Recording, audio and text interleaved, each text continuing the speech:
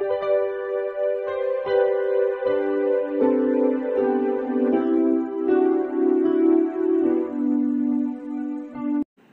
Students, প্রথমেই UK educational টিপসের পক্ষ থেকে তোমাদের সকলকে স্বাগত জানাই। বিএ দ্বিতীয় সেমিস্টার ভিএসসি সাজেশন হিসাবে আজকে যে ভিডিওটি দেওয়া হয়েছে তোমরা লক্ষ্য করো। ভিএসসি অর্থাৎ ভ্যালু অ্যাডেড কোর্স, বিদ্যাসাগর এবং অন্যান্য ইউনিভার্সিটির বিএ সেকেন্ড সেমিস্টারের মেজর ও মাইনর স্টুডেন্টসরা তোমরা যারা ভিএসসি সাবজেক্ট হিসাবে হিউম্যান রাইটস নিয়েছো, তোমাদের জন্য আজকের এই ভিডিওটি বিশেষভাবে গুরুত্বপূর্ণ। আজকে যে প্রশ্নোত্তরটি আলোচনা করা হয়েছে তা ভেরি ইম্পর্ট্যান্ট তোমাদের আগামী সেমিস্টার পরীক্ষার জন্য। আজকের এই প্রশ্নটি হচ্ছে মানবাধিকারের প্রকৃতি অর্থাৎ নেচার অফ হিউম্যান রাইটস সংক্ষেপে আলোচনা করো। এটা তোমাদের সেকেন্ড ইউনিট থেকে রয়েছে, ইউনিট 2। এই ইউনিট 2 থেকে আরও কতগুলো প্রশ্ন আমি এই ভিডিও শেষে দিয়েছি, সেগুলো তোমরা দেখে নিও। এই প্রশ্নগুলো ভেরি ইম্পর্ট্যান্ট। এগুলো করতে পারলে তোমরা 5 এবং 10 2 নম্বর দুটো প্রশ্নই এখান থেকে পেয়ে যাবে। 5 এবং 10 15 নম্বরের প্রশ্ন তোমরা কমন পাওয়ার চান্স খুবই বেশি। যাই হোক, আজকের প্রশ্নটি হচ্ছে মানবাধিকারের প্রকৃতি। মানবাধিকারের সংজ্ঞা এবং ধারণা বিশ্লেষণ করলে মানবাধিকারের প্রকৃতি সম্পর্কে সম্যকভাবে অবহিত হওয়া যায়। যেমন প্রথম হচ্ছে মানবাধিকার স্বাভাবিক অধিকার। মানবাধিকার অর্জিত অধিকার বা প্রাপ্ত অধিকার নয়। এ অধিকার সহজাত। এ অধিকার কারো কাছ থেকে পাওয়া অধিকার নয়। জন্মগতভাবেই মানুষ এই সমস্ত অধিকার পেয়ে থাকে। তাই মানবাধিকার হলো স্বাভাবিক অধিকার। এবার 2 নম্বর, শাশ্বত অধিকার। আপাতদৃষ্টিতে যদিও রাষ্ট্র আইনের মাধ্যমে মানুষের অধিকার সংরক্ষণ করে, কিন্তু রাষ্ট্রীয় শক্তি ও আইনের বিরুদ্ধে ব্যক্তি মানুষের কিছু শাশ্বত অধিকার রয়েছে। রাষ্ট্র দ্বারা স্বীকৃত এবং বলবৎ না হলেও মানবাধিকার মানুষের শাশ্বত অধিকার। মানবজাতি বা মানুষের বেঁচে থাকার জন্য জীবনের সর্বক্ষেত্রে মানবাধিকার স্থায়ী। এবার নেক্সট 3 নম্বর, মানবাধিকার অহস্তান্তরযোগ্য। মানবাধিকার যেহেতু প্রতিটি মানুষের সহজাত অধিকার, তাই প্রকৃতিগতভাবে মানবাধিকার হলো অহস্তান্তরযোগ্য। এই অধিকার কোনো ব্যক্তি অপরকে অর্পণ করতে পারে না, আবার এই অধিকার কেউ কেড়ে নিতে পারে না।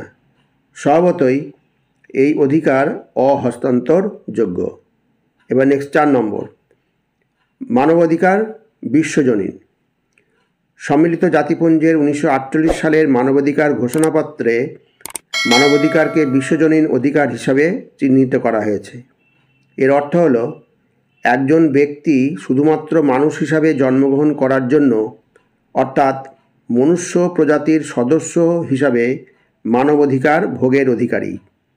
নাগরিক, প্রজা, বিদেশি, পারিবারিক সংগঠন, সরকারি বা বেসরকারি সংগঠনের সদস্য নির্বিশেষে পৃথিবীর প্রত্যেক মানুষ এই অধিকার ভোগের অধিকারী। এবার 9 নম্বর, মানবাধিকার মানুষের অধিকার। মানবাধিকার হলো মানুষের অধিকার জাতি, জাতীয়তা, বংশ, বর্ণ, সম্প্রদায় প্রভৃতি নির্বিশেষে স্ত্রী, পুরুষ ও ছেলে মেয়ের ক্ষেত্রে প্রযোজ্য। বাস্তব জীবনের ব্যবহারিক ক্ষেত্রে বিদ্যমান বৈষম্যের ব্যাপারে মানবাধিকার বিশেষভাবে জড়িত ও উদ্বিগ্ন।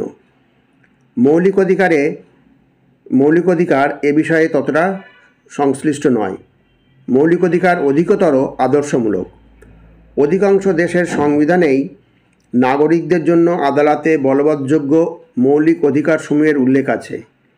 এই সমস্ত মৌলিক অধিকার হলো মানবাধিকার, কিন্তু সকল মানবাধিকারকে মৌলিক অধিকার হিসাবে ঘোষণা করা হয়নি।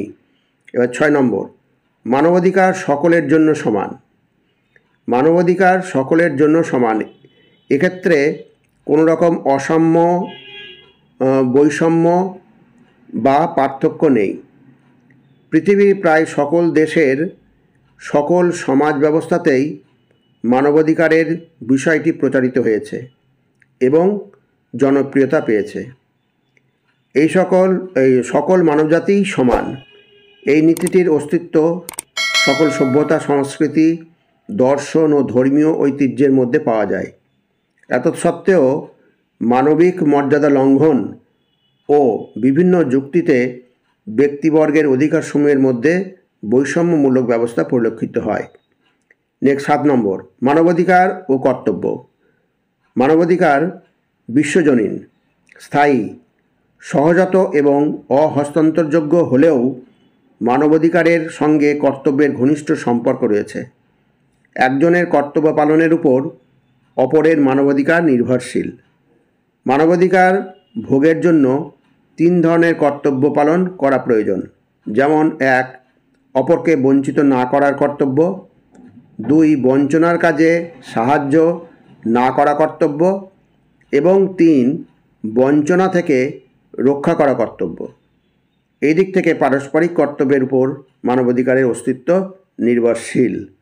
এবার 8 নম্বর, মানবাধিকারের জাতীয় ও আন্তর্জাতিক সংরক্ষণ। আইনি অধিকারসমূহের অস্তিত্ব সত্ত্বেও কোনো দেশের সরকার মানব জীবনের ঘোষিত মর্যাদা ও সমানাধিকারকে আড়াল করে পীড়নমূলক শাসন কায়েম করে। এই অবস্থায় সাধারণ মানুষের অধিকারসমূহ সংরক্ষণের ব্যাপারে শুধু সরকারের উপর আস্থা রাখা যায় না। এরকম পরিস্থিতিতে এই ধারণা প্রবলভাবে প্রতিপন্ন হয় যে এই সমস্ত অধিকারের নিরাপত্তার জন্য জাতীয় ও আন্তর্জাতিক ধরনের সংরক্ষণ আবশ্যক। তো এই উত্তরটা তোমাদের খুব ছোট করে লিখে দেওয়া হলো, তোমার যদি লিখতে সুবিধা হয় সেই জন্য। এটা 5 নম্বর এবং 10 নম্বর যে কোনো মানে আসতে পারে, এটা ভালো করে তোমরা তৈরি করে রেখো।